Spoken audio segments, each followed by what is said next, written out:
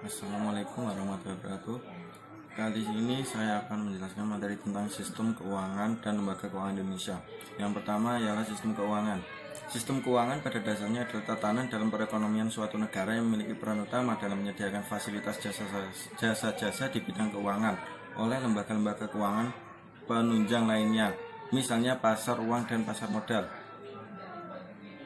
Sistem keuangan merupakan kumpulan intuisi, pasar ketentuan perundangan, peraturan-peraturan, dan teknik-teknik di mana surat-surat berharga diperdagangkan, tingkat bunga ditetapkan, dan jasa-jasa keuangan atau financial service dihasilkan serta ditawarkan ke seluruh bagian dunia.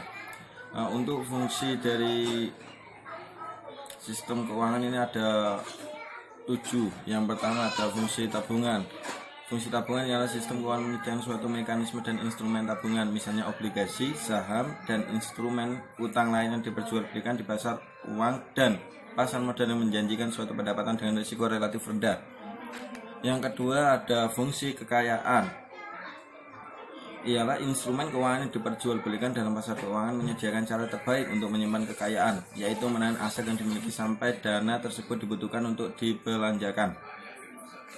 Yang ketiga ada fungsi likuiditas. Fungsi likuiditas ialah kekayaan yang disimpan dalam bentuk instrumen keuangan, dapat dikonversi menjadi kas atau uang tunai di pasar keuangan dengan risiko kecil.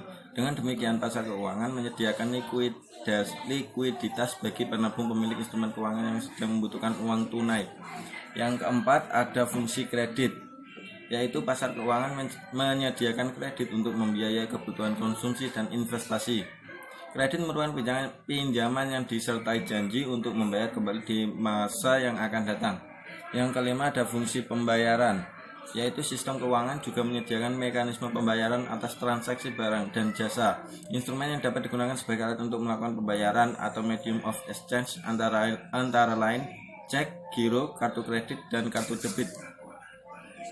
Fungsi yang keenam ada fungsi resiko, yaitu sistem keuangan dewasa yang secara luas menawarkan proteksi terhadap jiwa, kesehatan, harta, dan resiko penghasilan atau kerugian kepada semua unit usaha dan konsumen termasuk pemerintah. Yang ketujuh ada fungsi kebijakan. Pasar keuangan pada dekade terakhir ini telah menjadi suatu alat utama bagi otoritas untuk melakukan kebijakan guna menstabilkan ekonomi dan mempengaruhi inflasi. Untuk yang kedua ada aliran dana dalam sistem keuangan. Pemilik dana ialah mereka yang memiliki dana berlebih tetapi tidak memiliki kesempatan investasi yang menguntungkan. Sedangkan peminjam dana adalah mereka yang memerlukan dana untuk merealisasikan proyek investasinya dan untuk konsumsi karena menganggap utilitas jika mengonsumsi sekarang lebih tinggi daripada menunda sampai memiliki cukup uang. Yang ketiga ada struktur pasar keuangan. Pasar keuangan dapat dibedakan berdasarkan karakteristiknya, yaitu berdasarkan waktu jatuh tempo instrumennya, prioritas pengambilnya, urutan transaksinya, dan organisasi pasarnya. Keragaman tersebut muncul untuk memenuhi permintaan konsumen atau investor yang bervariasi.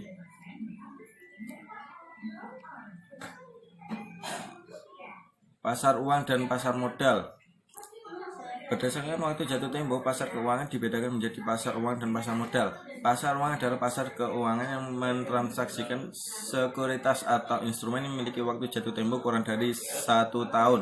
Sedangkan pasar modal memiliki waktu jatuh tempo lebih dari 1 tahun. Yang kedua ada pasar obligasi. Perusahaan yang memerlukan dana bisa meminjam dana secara langsung dengan menerbitkan surat utang atau debt dan atau saham, stocks atau equity. Instrumen utang memberikan penghasilan tetap fixed income. Instrumen utang memberikan penghasilan tetap atau fixed income, sedangkan ekuitas atau equity adalah klaim terhadap penghasilan bersih dan aset perusahaan. Yang ketiga ada pasar primer dan pasar sekunder. Berdasarkan urutan transaksinya, pasar keuangan dibedakan menjadi pasar primer dan pasar sekunder. Perusahaan yang akan menerbitkan sekuritas, misalnya saham, memberi jasa bank investasi yang tugasnya melakukan proses pinjaman emisi, yaitu menggaransi harga sekuritas dan menjualnya ke pabrik. Penjualan perdana sekuritas terjadi di pasar primer, yaitu dibeli oleh investor pelanggan bank investasi yang bersangkutan. Yang keempat ada pasar bursa. Menurut organisasi pasarnya, pasar keuangan diklasifikasikan menjadi pasar bursa dan pasar non-bursa. Pasar bursa merupakan pasar keuangan yang terpusat di suatu tempat tertentu di mana penjual dan pembeli sekuritas atau broker atau pialang mereka bertemu, misalnya Bursa Efek Jakarta, Bursa Efek Surabaya, New York Stock Exchange atau American Stock Exchange. Sedangkan OTC atau pasar non-bursa adalah pasar keuangan yang bersifat desentralistik, di mana pembelian sekuritas dilakukan melalui dealer yang memiliki persediaan atau inventory dan siap melakukan jual beli sekuritas dengan harga yang ditentukan. Yang keempat ada klasifikasi lembaga keuangan. Lembaga perantara keuangan diklasifikasikan berdasarkan sumber dananya, yaitu lembaga penerima deposito, kontraktual, saving institution, dan perantara investasi. Untuk klasifikasi yang pertama, lembaga penerima simpanan atau depository institution. Lembaga penerima simpanan atau deposito adalah lembaga perantara keuangan yang memperoleh dana dari simpanan pihak ketiga dan meminjamkan kepada pihak lain. Yang tercakup dalam lembaga ini antara lain bank komersial dan koperasi. Alokasi dana utama bank komersial adalah memberikan pinjaman ke sektor bisnis dan konsumen, sedangkan koperasi memberikan pinjaman kepada konsumen. Yang kedua adalah contractual saving institutions. Contractual saving institution ini memperoleh dana berdasarkan kontrak yang bersifat periodik. Karena bersifat kontrak, sumber dananya relatif dapat diprediksi. Seperti halnya penggunaan dananya relatif dapat diprediksi sehingga likuiditas aset menjadi tidak terlalu penting seperti pada lembaga penerima deposito.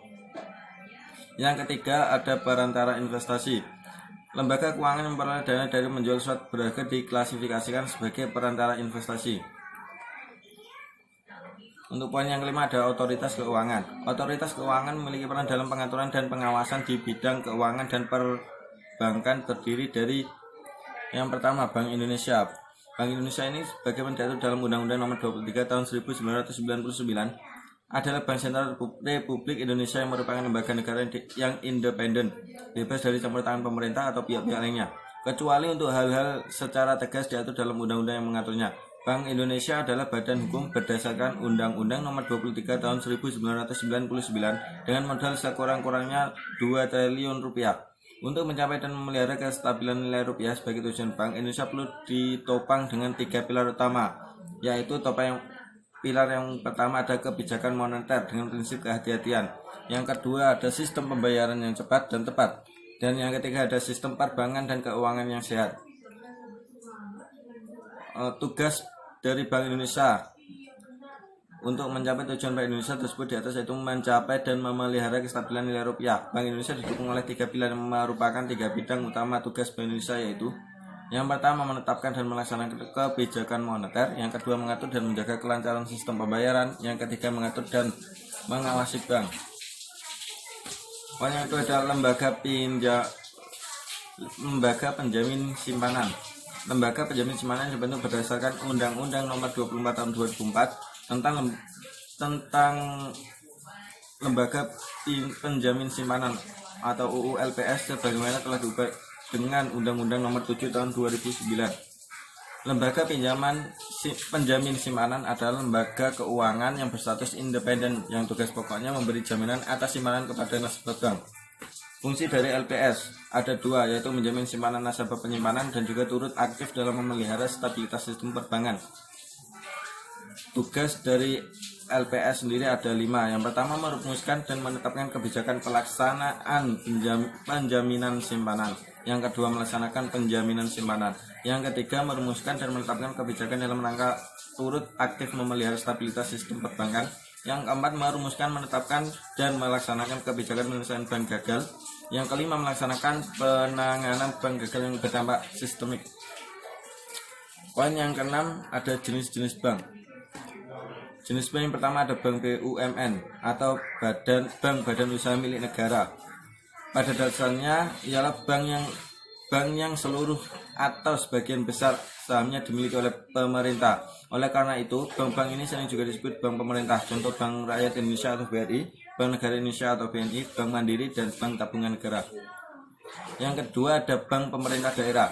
Bank-bank milik pemerintah daerah adalah bank-bank pembangunan daerah yang pendirinya didasarkan pada Undang-Undang Nomor 13 Tahun 1962 dengan diundangkannya Undang-Undang Nomor 7 Tahun 1992 sebagaimana telah diubah dengan Undang-Undang Nomor 10 Tahun 1998. BPD tersebut harus memilih dan menetapkan badan hukumnya apakah menjadi perseroan terbatas, koperasi atau perusahaan daerah sebagaimana diamanatkan dalam undang-undang tersebut di atas. Contoh Bank BPD DIY, Bank DKI, Bank Aceh, BPD Jambi dan sebagainya. Yang ketiga ada Bank Swasta Nasional.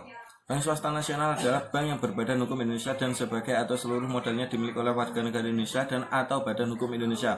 Contoh Bank BNI Syariah, Bank Bukopin, TBK, Bank CIMB Niaga, TBK. Yang keempat ada bank asing. Bank asing ini adalah bank yang sebagian besar atau seluruh modalnya dimiliki asing, baik itu pihak swasta asing maupun pihak pemerintah asing. Jumlah bank asing yang beroperasi di Indonesia saat ini berjumlah 10 bank. Ada Citibank, American Express Bank, ABN AMRO Bank, Bank of Tokyo, Bank of America, Standard Chartered Bank, Chase Manhattan Bank, Hong Kong and Shanghai Bank, Bangkok Bank, JC Bank. Yang kelima ada Bank Pengkreditan Rakyat. Bank Pengkreditan Rakyat atau BPR adalah bank yang menerima simpanan hanya dalam bentuk deposito berjangka, tabungan dan atau bentuk lainnya dipersamakan dengan itu. Yang selanjutnya ada Badan Hukum Bank. Pendirian bank menurut Undang-Undang Nomor 10 Tahun 1998 dapat memilih badan hukum sebagai berikut. Yang pertama ada perseroan terbatas atau PT, adalah yang modalnya terdiri dari saham-saham dan tanggung jawab dari sekutu pemegang saham terbatas yang sesuai dengan jumlah saham yang dimilikinya. Tujuan perseroan terbatas didirikan untuk menjalankan suatu perusahaan. Tujuan perseroan terbatas didirikan untuk menjalankan suatu perusahaan dengan modal tertentu yang terbagi atas saham-saham di mana para pemegang saham ikut serta mengambil satu saham atau lebih dan melakukan perbuatan hukum dibuat oleh nama bersama dengan tidak bertanggung jawab sendiri untuk persetujuan perseroan itu. Untuk macam-macam PT ada PT terbuka, PT tertutup, dan PT perseroan. Koperasi adalah organisasi bisnis yang dimiliki dan dioperasikan oleh orang-orang demi kepentingan bersama. Koperasi melandaskan kegiatan berdasarkan prinsip gerakan ekonomi rakyat yang berdasarkan atas kekeluargaan. Tujuan koperasi yang pertama adalah keanggotaan sukarela dan terbuka, kedua pengendalian oleh anggota secara demokratis, ketiga partisipasi ekonomi anggota, keempat autonomi dan kebebasan, kelima pendidikan, pelatihan dan informasi, keenam kerjasama di antara koperasi, ketujuh kepedulian terhadap komunitas. Perusahaan daerah ialah perusahaan yang saham-sahamnya dimiliki oleh pemerintah daerah. Ciri-ciri dari perusahaan daerah ialah yang pertama didirikan dengan suatu peraturan daerah, kedua modal seluruh atau sebagian merupakan kain daerah yang dipisahkan kecuali ada ketentuan lain berdasarkan undang-undang, ketiga tujuan usaha mencari laba untuk dana pembangunan daerah, keempat dipimpin oleh suatu direksi yang diatur dalam peraturan pendiriannya, kelima ada dewan perusahaan daerah yang tugas dan wewenang diatur dalam peraturan pemerintah, keenam kekuasaan tertinggi bukan pada rapat pemegang saham tapi dalam beberapa hal pada kepala daerah. Sistem lembaga keuangan bukan bank.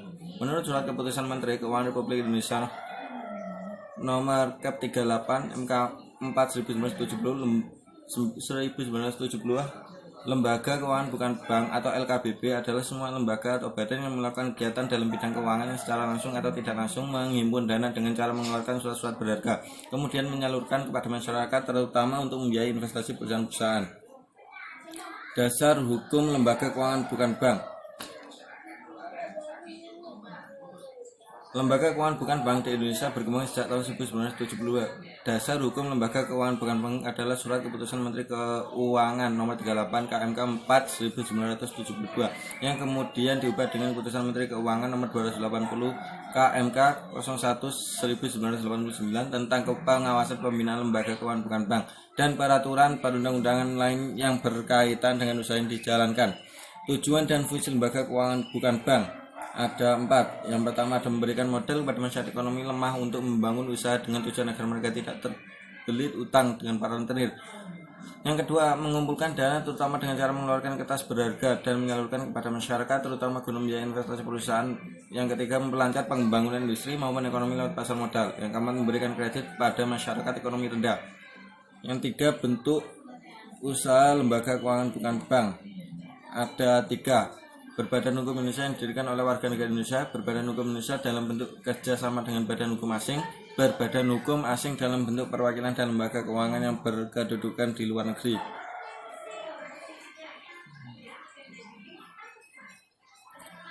Demikian penjelasan dari saya. Assalamualaikum warahmatullahi wabarakatuh.